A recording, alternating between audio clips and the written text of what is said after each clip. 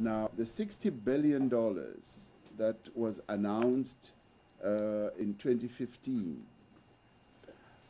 it went to investments in infrastructure, it went to investment in skills development, and many countries have taken that up.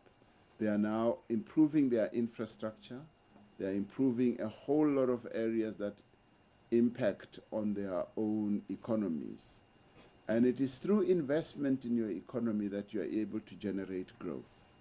So that even if, yes, it is debt-based, you are able to invest in your economy, generate sufficient funding to be able to pay back whatever loans they have. And this time round, President Xi announced that China is going to be putting out another $60 billion. $60 billion that will go to be composed of categories of funding. Some of it will be grant funding. Some of it will be assistance programs. Some of it will be debt. Will be loans that will be given out.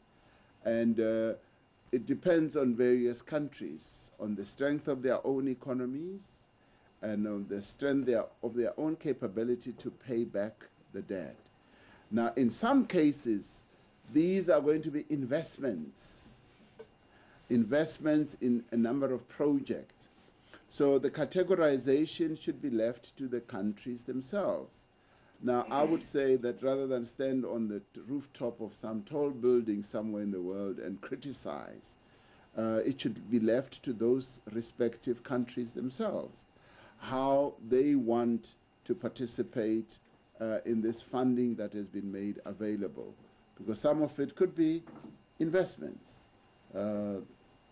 Chinese companies could be investing in a number of projects. It could also be loans, it could also be grants, it could also be assistance.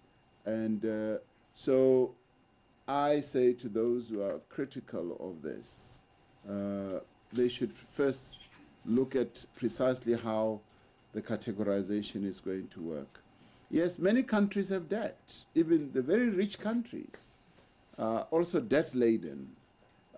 It depends on how you manage your debt. What President Xi also announced is that there are certain countries that are not able to keep up with their debt. They are poor, and those countries will have their debt forgiven.